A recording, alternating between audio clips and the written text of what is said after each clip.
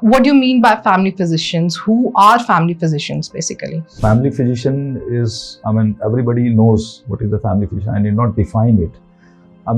There are different terms. So what training programs are you going to provide? Right. So we will be giving certifications, competency and skill-based courses. For example, fellowship in clinical family medicine. Okay. Now, this will be a short-term course where you are immersed or you are engaged or you are observing real patients in your real life scenarios. Can they do it online, like today in the current area? Can they do it online? Can they do it in hybrid mode? How is it going to happen? So we are offering in both mode. Those who want to come and take real life experience and see the environment of an urban health and wellness center, they are most welcome to come. And we would also be running hybrid courses. Hello everyone. We are here with Dr. Raman Kumar, founder of iFMPC, Institute of Family Medicine and Primary Care. This podcast is for all aspiring MBBS candidates and postgraduate candidates for looking to how they can expand their clinical practices and entrepreneurship. So, Dr. Raman Kumar, please tell us more about yourself. Thank you very much for inviting me to this podcast. I'm very happy to talk about the institute that we have initiated. As we know, India is the largest medical education system in the world. So we have started a training institution called Institute of Family Medicine and Primary Care. So before introducing that concept or institution, I would like to talk about myself a bit. Yes. As you introduced me, I'm a family physician. First of all, I identify myself as a family physician above all. And this was my passion since I joined medical profession. Wow. And I'm also the founder and chairman emeritus of the Academy of Family Physicians of India. I'm also founder of DOC 24 clinics, which we run in Delhi NCR. We have a chain of clinics here. And now we have initiated this institution, and I'll be talking more about why this institution was required and what we are offering to our young graduates, MBBS doctors, MBBS students, or even PG aspirants. Absolutely. So when you say family doctors or family physicians, what do you mean by family physicians? Who are family physicians basically? See, family physician is, everybody knows what is a family physician. I need not define it. There are different terms, like one is family doctor. And in lay language, we call that such and such person is our family doctor. Or we also hear that people come and say that first I consulted my family doctor, then I went to this hospital, and then I took advice again from family doctor. And same is, used in terms of profession. Family doctor is a social term. Perfect. Family physician is a profession. It is a vocation. Like orthopedic surgeons, job is orthopedic surgery. So family physicians are, or like orthopedic surgeons, they are, the one who pursue the vocation of family doctor and are called family physicians. And their discipline, their specialty, which is recognized in India, is called family medicine. Wow. So family physicians, as we historically know, in our civilization and tradition, we used to have the Vaidya system in our villages. And one where they used to cater to the needs of all entire village, irrespective of the problem. Ayush, as we say, the Ayush doctors? Ayush doctor is a more modern term. I'm talking about the process. Okay. The conceptual basis of family medicine, family physician, family doctor. Okay. Ayush doctors also may function as family doctors. It's a different domain, and because they have different recognition and their regulatory system.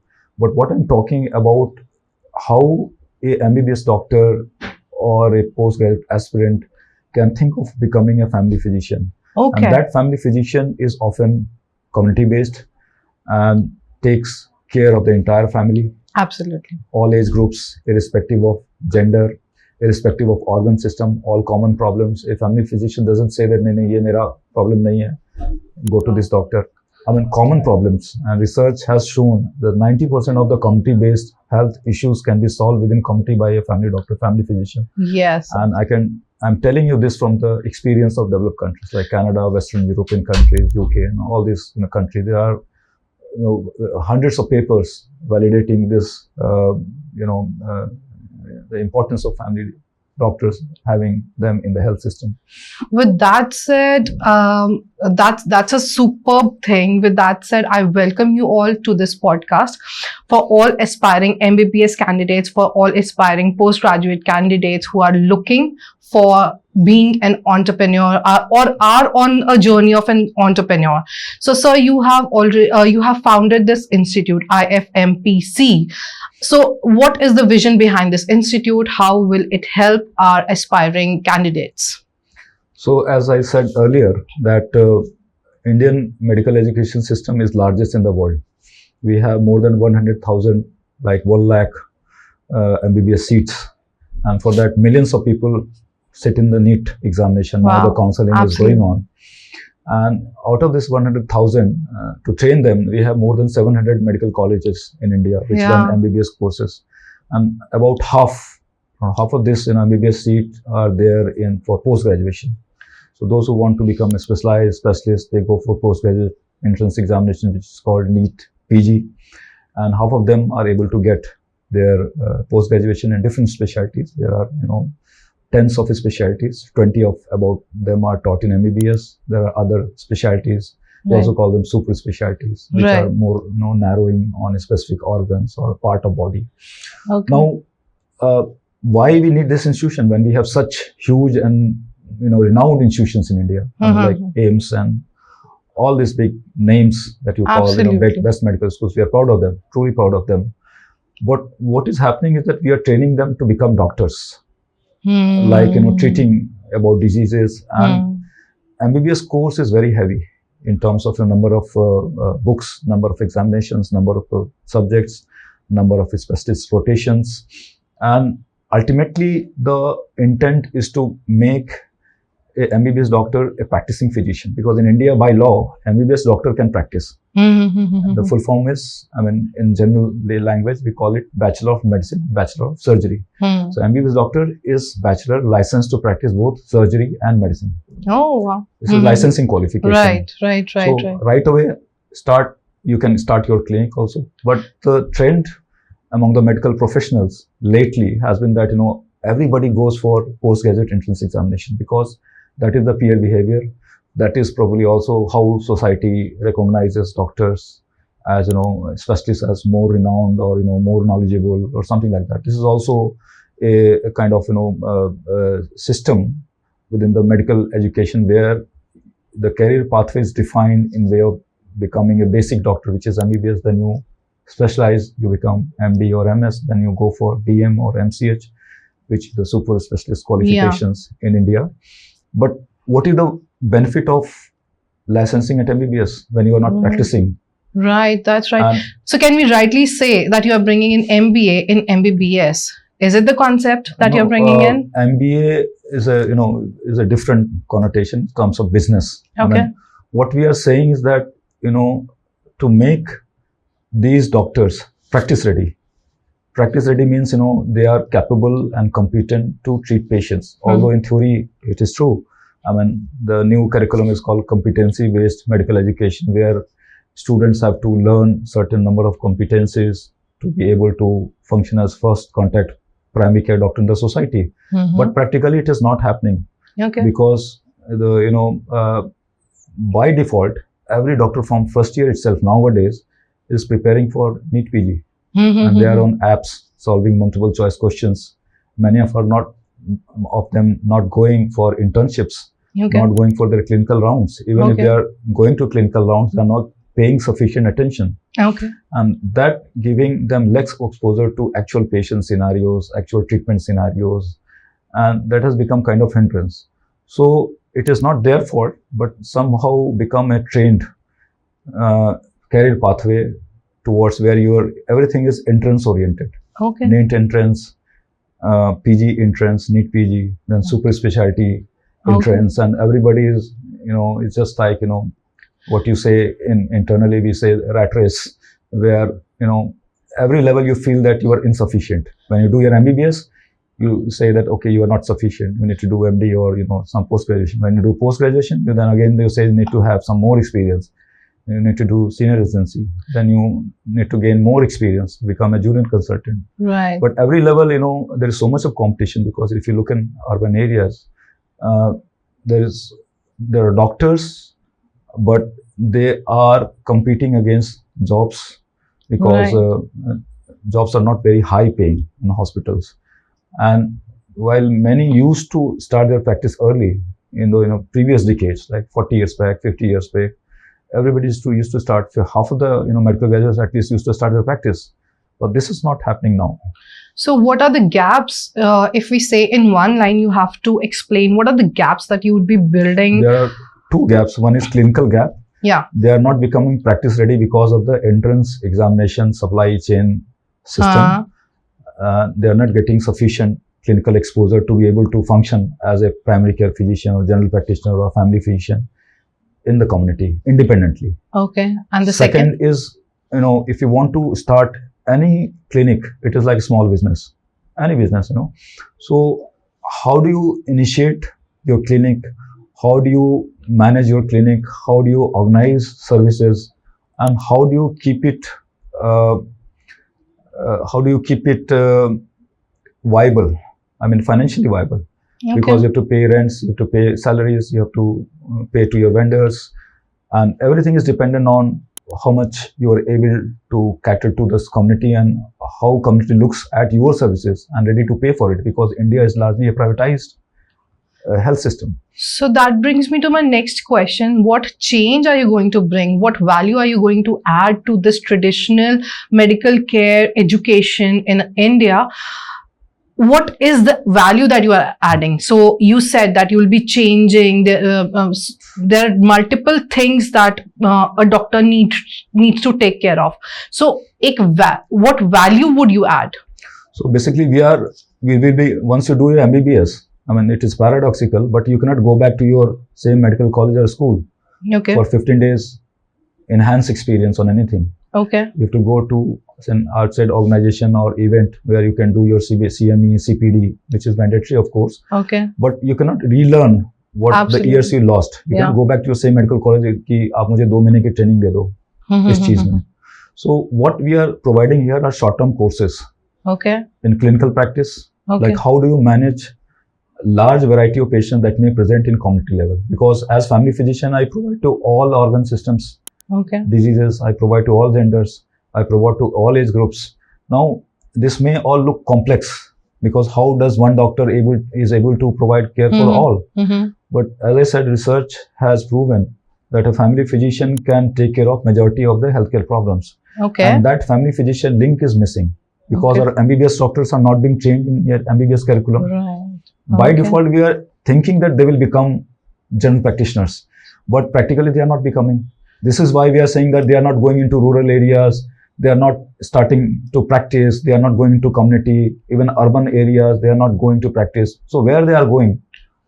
Thousands and thousands of doctors. So please name those training programs that you'd be providing, and tell more about it. Your question is, where will they go? So what training programs are you going to provide? Right. So we will be giving certifications, competency and skill-based courses. For example, fellowship in clinical family medicine. Okay. Now, this will be a short-term course where you are immersed, or you are engaged, or you are, observing real patients in your real life scenarios, and you see how they are managed. Because patients who come to clinics and community, their illness profile is different from the one who go to the medical college. Okay. And many people do not realize this. They think that they have done MBBS, they have seen enough. What the type of emergencies and trauma go to AIIMS emergency are different from what type of emergency that we see.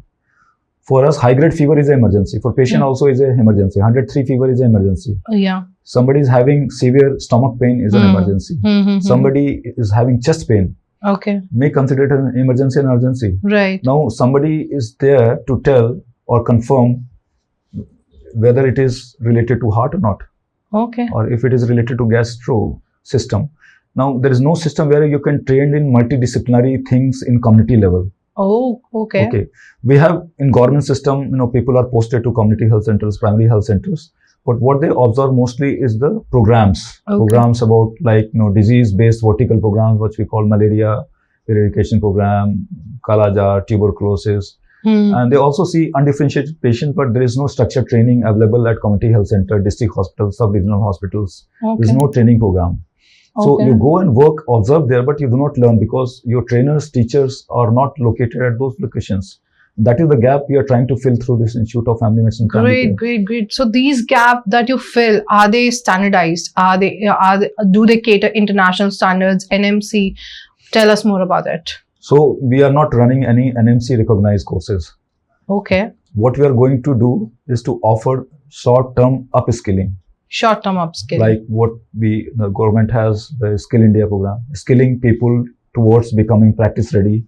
And NMC recognized courses are already there, MBBS, MD. So we are not going to duplicate anything. Okay. As per the National Health Policy of 2017, Okay. there is a need to upgrade the skills of general practitioners, MBBS graduates. It is articulated in our National Health Policy. So we are acting on those lines of the national aspirations of upgrading and strengthening our MBBS graduates. Okay. So this will be short-term programs like on diabetes, for example, managing hypertension, managing multimorbidities, one patient having multiple problems. So How do are you these handle all your this? flagship programs?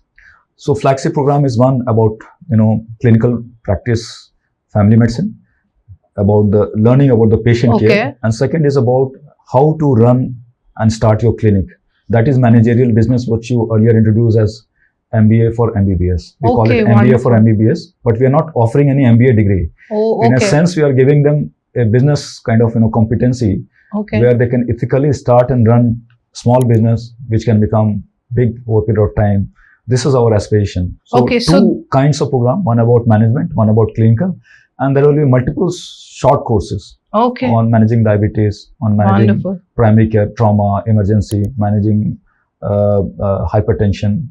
Got it. Kind of things. So do our MBBS friends also get the certifications, short-term certifications? As you said, these are short-term programs. Do they get certifications? Yes, we will be giving them certificates of CPD, Continuous Professional Development. Okay. So this will not be a degree as such. And is it recognized? We are working with the Skill India program, digital platform, and we will be trying to affiliate with different medical associations. And in itself, because we are giving only practical training to the licensed doctors, and those doctors are not unlicensed, not unqualified. We are hand holding them. We are guiding them towards becoming competent doctors so that they can function independently in the community, in the society. This is our basic. Wonderful. So these are MBA friends, as we say, or postgraduate aspirants. We talked about your flagship programs. We talked about the certifications. But tell us more about the curriculum that these programs will hold. They would love to hear about it. So, as I said, I have been associated with professional leadership of family physicians organizations. And I've also represented India and global forums. Absolutely. Like WONCA, World Organization of Family Doctors, South Asia region. I was also the young doctor representative 10 years back on the WONCA World Forum. And through that opportunity, I have traveled around the world. I've seen the health systems, the CPD standards. WONCA also has CPD certification process. So the curriculum would be structured. It would be covering what we intend to deliver. This will all be available at our website because curriculum is a detailed thing. I have worked with National Board of Examination. I was the convener of the Specialist Board in Family Medicine. I designed the curriculum of DNB. I was earlier associated with Medversity Apollo Group. I have designed the curriculum of Medversity Fellowship in Family Medicine. I have done a short-term program which is called Foundation Course in Family Medicine with AIMS Kalyani. So we have done all those things, short-term, long-term, and independent courses, and these are all to upskill the career base or knowledge base or competencies, the skills of our graduates who are coming in large numbers, not only from India, also from abroad. You heard that they came back from Iran, earlier in Ukraine war. They are going everywhere, China, Philippines. So half of these doctors, where they are going to work, Right. I mean, they need to engage with the community ultimately. Okay. So this is our idea, that we need to engage them in India. Otherwise, everybody says कि यहाँ क्या रखा है, बाहर चलो, Right. है ना, UK चलो, US चलो, न्यूजीलैंड चलो, तो हम उनको रोकेंगे कैसे यहाँ पे? Right. तो हमारा तो ये मोटिव है कि जो डॉक्टर्स बन रहे हैं और जो हमारा पॉपुलेशन है, तो वो मैच हो उसकी नीड्स. Absolutely. डॉक्टर्स भी हैं, पॉपुलेशन है, नीड भी है, लेकिन मैच नहीं हो रहा. डॉक्टर्स को काम नहीं मिल पा रहा पूरा, और पॉपुलेशन को सर्विस नहीं मिल पा रही पूरी. Absolutely, absolutely, absolutely. So basically, you are going to combine all your specialities, all your expertise into one course and bringing out for our MBA friends. Wonderful. MBBS. MBBS friends, right? I'm sorry. So, do you focus on community-based and hands-on knowledge? How's it going to be? Yes, exactly. So, we focus on community-based care. So, what we realize that what patient come at the tertiary care hospitals, at medical college hospitals are different from what they come at a family physician's clinic. These are different patient profiles. So a person who may come for headache, I mean, in a medical college hospital, they would go, if they are having tumor, directly to a neurologist, because diagnosis and tests are already done. So most of the clinical cases are diagnosed already. To us, they come undifferentiated, undiagnosed. So nobody knows what is the cause of headache. So unless you screen them, whether it is because of, eyesight, high sugar level, high BP level, stress, anxiety, sleep deprivation, how do you know whether this case belongs to neurology? So all headache is not neurology. All stomach pain is not gastro. And that's funny. So like people search on AI that these are the symptoms, and they come to a doctor later, or they buy medicine. So do you find it irony while teaching all of this? How much have you experienced such patients in your lifetime? So there are two sides of the coin. I mean, one is that more information is available for people, which is good. Okay. It is democratization of the information system. More and more information should be available in the public domain. But there is also information overload. And now everybody can make a suggestion based on diet, kya khao, eat like that. This will help your knee pain. This will remove your cervical pain. This will reduce your fatty liver, and kind of advices by non-qualified persons. So which is also available on internet or on YouTube or social media, WhatsApp. Tens of them would come to your own inbox every day, and which is harmful because sometimes they may confuse you. They may be harmful also. Absolutely, they are. So I would always suggest not to take self-medication, which may be harmful, or it can delay, or it can sometimes over-threaten you. Sometimes, you look at the symptoms and you look, it looks like I'm having cancer. Now, I mean, they come to us and, at ease of test done in preventive health checkup ki doctor sahab mera to ye badha hua hai, SGPT badha hai, uric acid badha hua hai, cholesterol mein triglyceride badha hua hai, PCV badha hua hai, many values ki sab sare to mere red ho rakhe hain, how healthy I am, mujhe score 70% diya hua hai, 60% diya hua hai. So इस type के scenarios बहुत सारे आते हैं. Then we have to tell them that not everybody's height is 180 centimeter. Right. Not everybody's blood pressure is 120/80. Right. Every individual is different. Right. Everybody's weight is not same. Right. So people are different not only from their identity but also bodily. Each person is different. Now each person's report will not be same.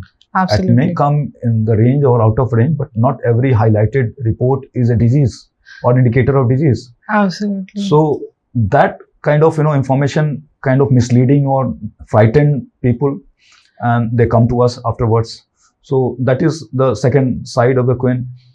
I would like to also emphasize, nowadays we joke about Dr. Google. So everybody goes to Google first and searches and looks for the symptoms. Ki kya hua mujhe? Report ka, what is the meaning of the report? Ki this much is my reading. This is my highlighted. So. And there are also many times interpretations written below. Right. And they are sometimes confusing. There are standard formats for every report. Right. This may cause cancer, and all those things are listed. But and confusing. So what I was saying about Google is that the algorithm of Google is very different because it brings up the popular content. What becomes popular, which is very dangerous, which is rare, which is frightening. Right. And our reasoning, medical reasoning, is just opposite of that. Yeah. You take the, calmness thing first, and the rest thing last. So entirely opposite logics work. And that's where family doctors and Yes, family medical yes. practitioners So when they come in. to us, you guide them, no, fatty liver can be fine. Absolutely. I mean, you need to do these lifestyle changes. You do not need medicines. Right. So they ask, hey, Doctor Sahib, ye dawai kha lein. I was taking this medicine. So we advise them, these are the correct way to address these changes in your body. And this is disease-like and this is not disease. Right, right.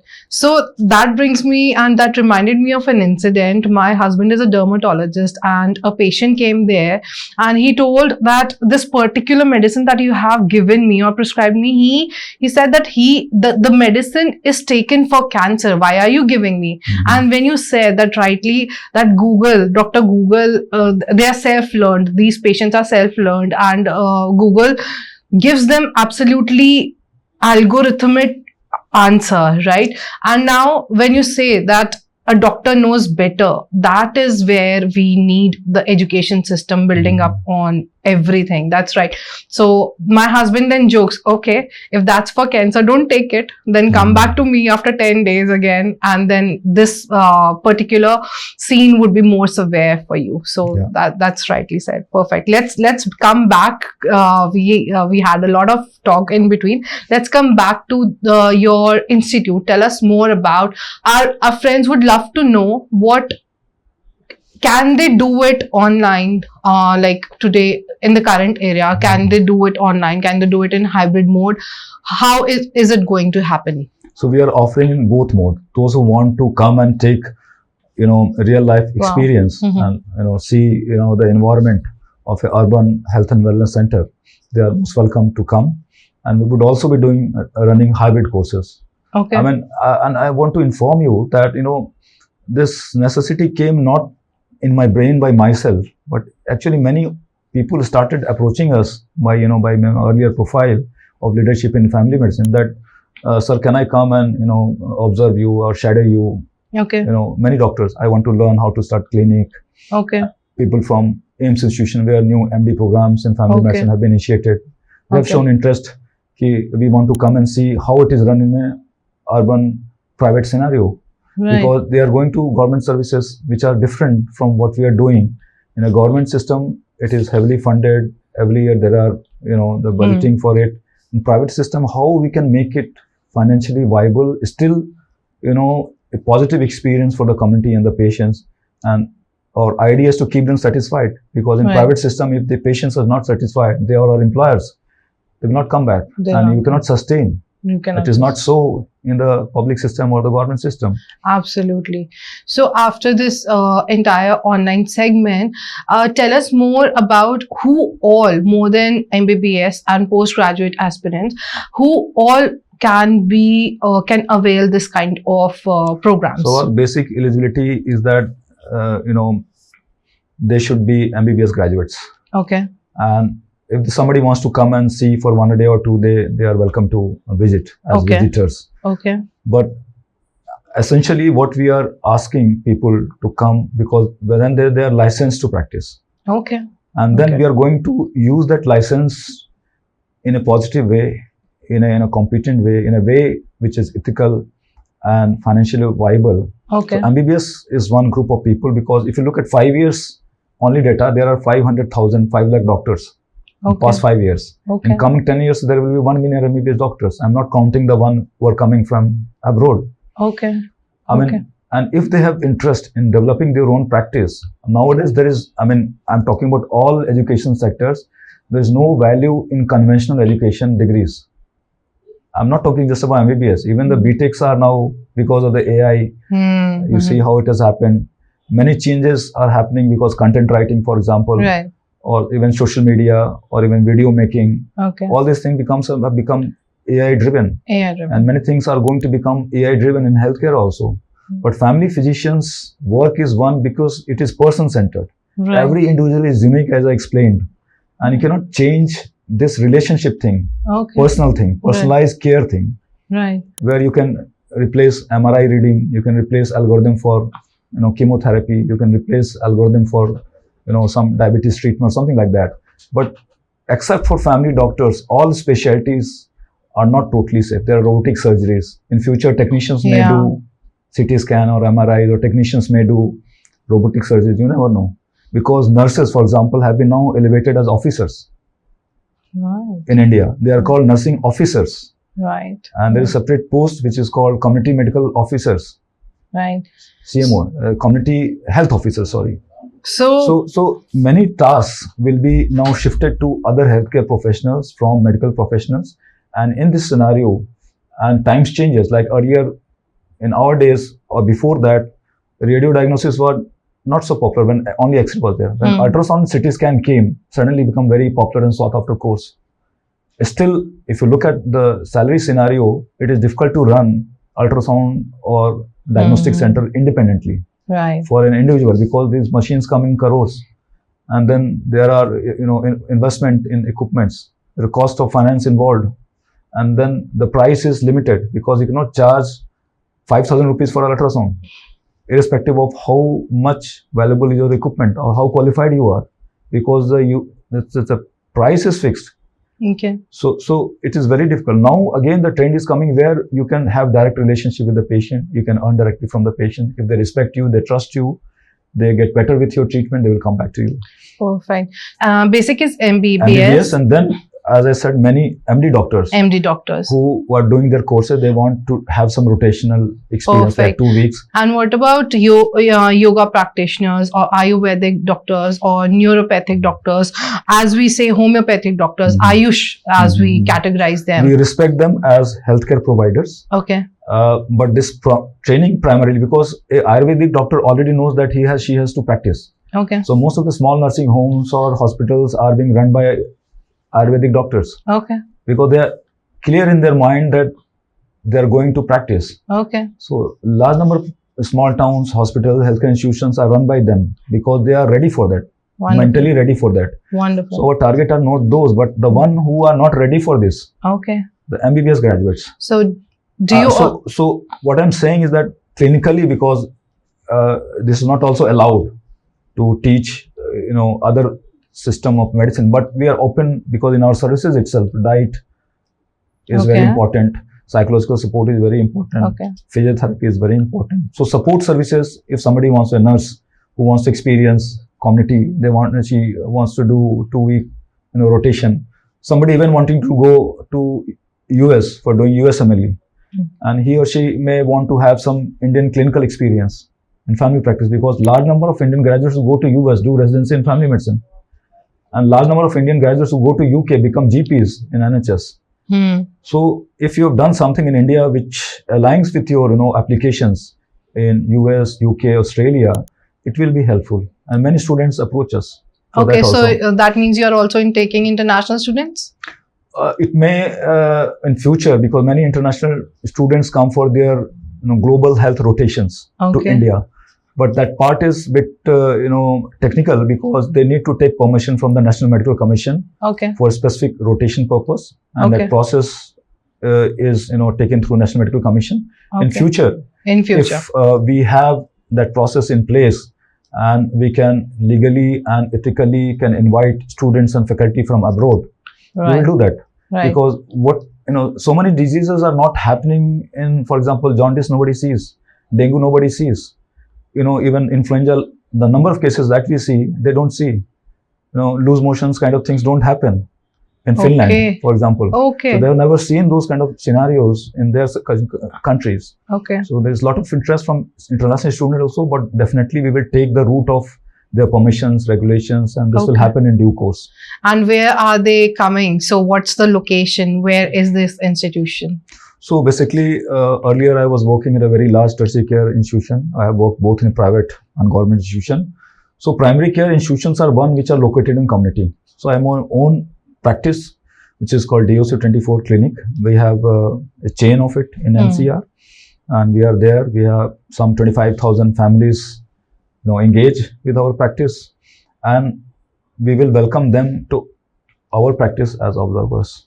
So it will be happening in Delhi, but in future, as we have, colleagues, friends all over India.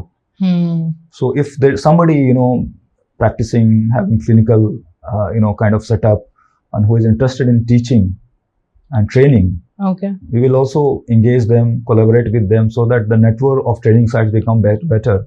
And geographical location is not a barrier for one who are located away.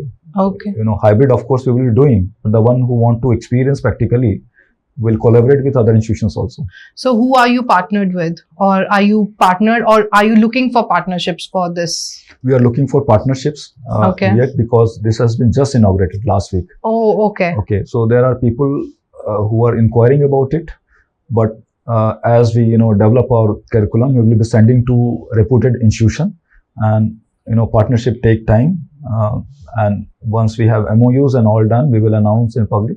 Okay. Wonderful. So that means you're envisioning the entire Indian network Yes. to medical network to get going Yes. with this partnership. Wonderful, wonderful. And how is it going to be in future? So in future, we want to engage at least 40 to 50% of medical graduates in the community service.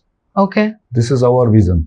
Wow. Not for ourselves, but to make them practice fit, to be able to meet the pressing public health needs of the Indian population.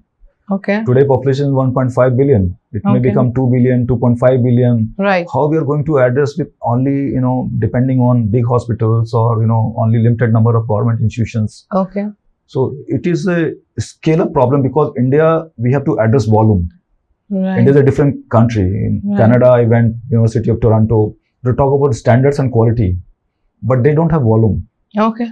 And Indian Railways, 2 crore people travel every day. In Delhi Metro, 3 million, 30 lakh people travel Absolutely. every day, which is the population of Berlin. Right. The Indian Railways carries more population than the entire population of Australia.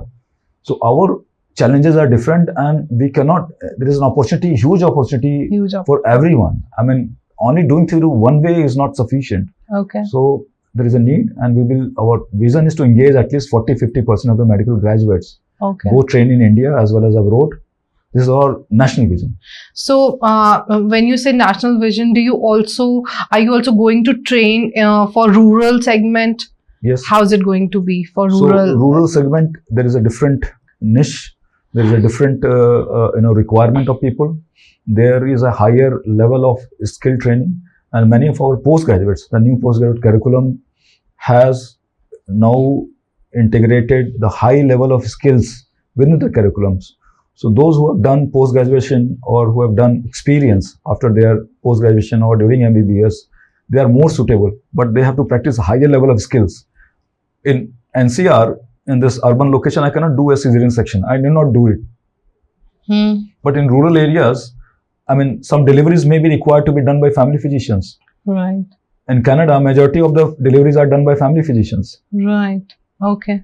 There's a Here, difference. I mean, it's different thing altogether. So in rural areas, higher level of skills are required, and for that, we have known models where people have succeeded to build institutions in rural areas. I know them personally, but the idea is to how to replicate them, how to make more like them. Okay. That is what our institution is trying to. Wonderful, wonderful, about. wonderful. That's great. Are you also doing it in alignment to government reforms like Ayushmaan Bharat and such reforms? Are you doing it with that alignment, or is it entirely a different concept? No, through our academy, which is the organization, we are working for advocacy with government. Okay, with Like government. National Medical Commission Act has reforms. It has included family medicine. Okay. UP government is recruiting family medicine as a specialist doctors. Now, the Indian Public Health Standards have mentioned now that family medicine graduates can be recruited at community health centers, sub-district hospitals, and district hospitals. Wow. All the reforms have taken through our collective leadership. Okay. So we are working, but that is a different forum, because this is a private institution. And as our reputation, as our experience grows, we will invite government officials also to look at it. Okay. Okay. Like one program from CMC Vellore on family medicine is running and training many government doctors in many states. Okay. But Okay. CMC Vellore is a medical college. Okay. And wonderful, wonderful. And beyond everything, what your institution is bringing to the plate? So basically, we will be also teaching about research. Okay. We will be teaching about quality and standards, because in hospitals we have NABH standards. Right. In clinic level, there is no standard. Nobody is sure what kind of standards a clinic or doctor is maintaining. Okay. There are rules to start a clinic, but there are Okay. no standards. Okay. We are updating and upgrading ourselves to develop standards. So those standards we will like to distribute and among our participants and the fellows Okay. who come to us. So our idea is to not just train them, but to elevate the entire practice experience. Entire practice. And how about the consultancy services? Do you also do that? If somebody wishes to take a consultancy, Okay. how to start a clinic, then we can do a turnkey kind of thing. Okay. Somebody wants to do part of it. Okay. What are the financial aspects? What are the legal aspects? What are the aspects within the clinical establishment? Holistic approach. Holistic. So if somebody wants to learn any part only, we will offer them in short courses. Okay. Somebody learns the entire thing, we will also be giving consultancy services like on a standard. Somebody, you not, rediscover the wheel again. Right. If we have discovered or we have developed, for example, software, which is standardized for family practice, we can give away for subscription. Wonderful, wonderful, wonderful. Right.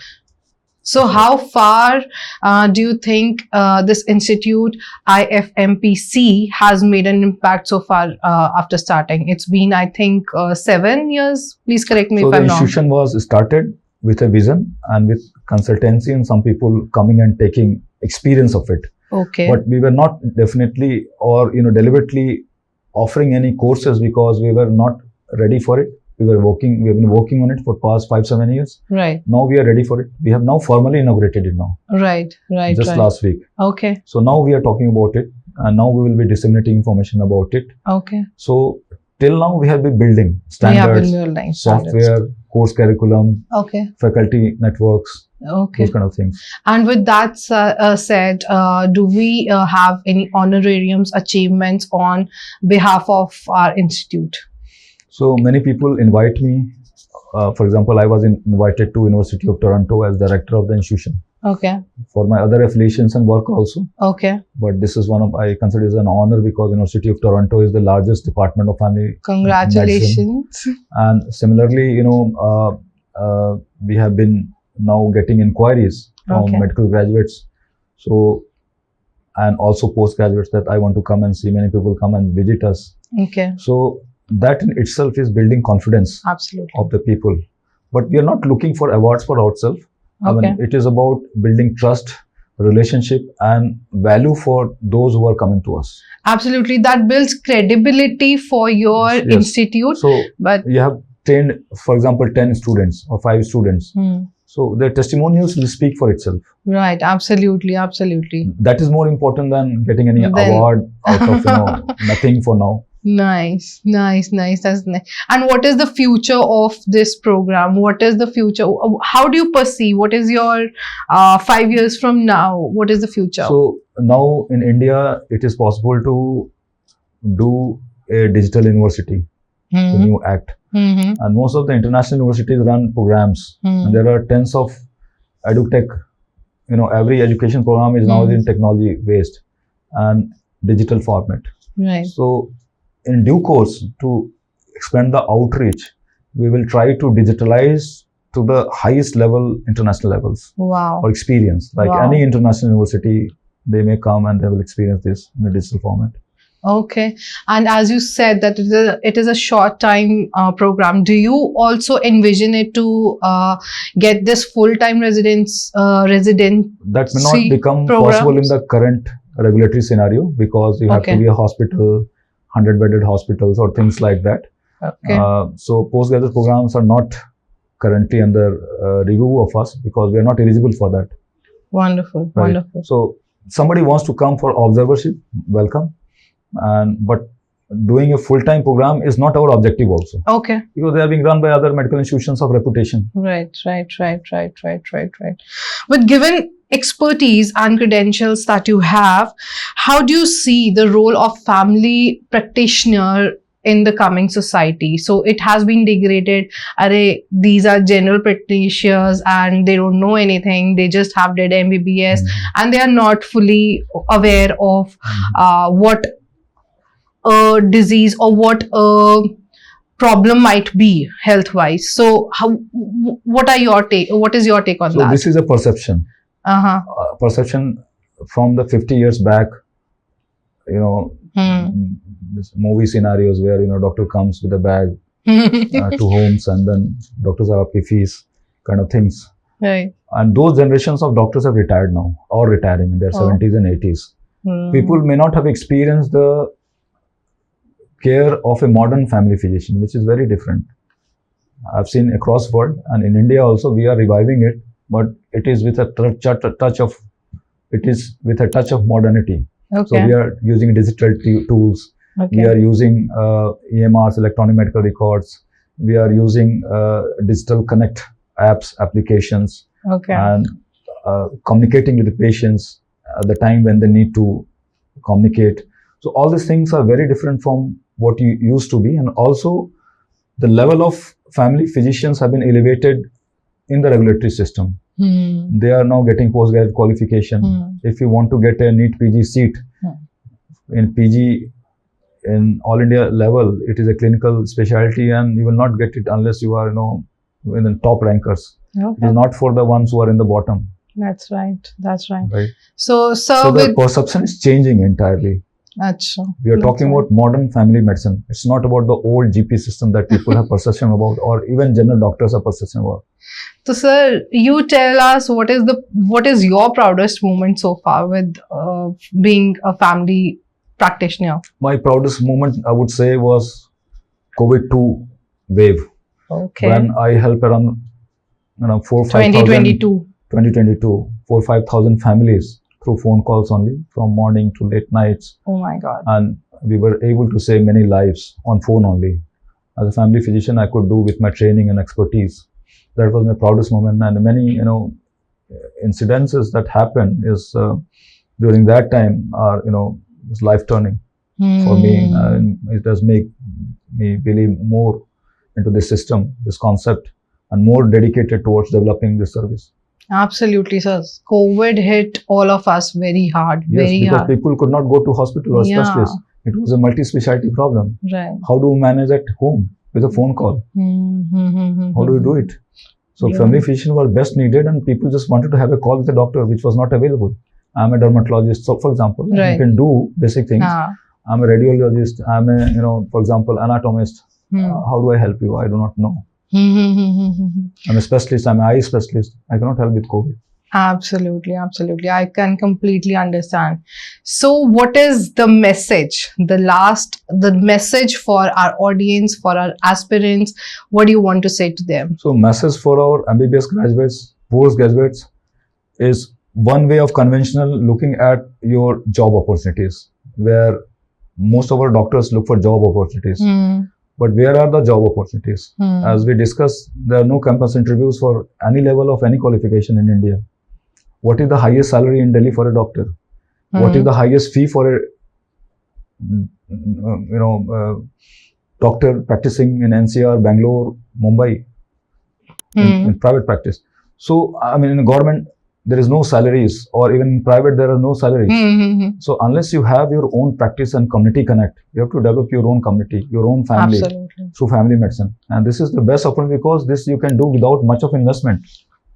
Right. And without doing much of intervention, you need a stethoscope, you need a BP instrument, sugar, ECG, basic things, height, weight, and all those kind of things. And you can start right away without having much of investment. Wonderful. You have no risk.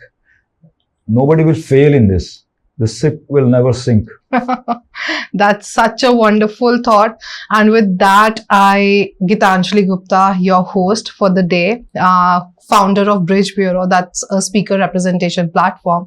I thank you, Raman sir, and I wish you a very best in your initiative, the wonderful ideation that you have. May it go wonders, and I just wish more power to you. Thank you very much for coming. Thank you very much for hosting me, and thank you for this wonderful conversation. It was such a pleasure. It was such a pleasure speaking to you. Thank you, sir. Thank you.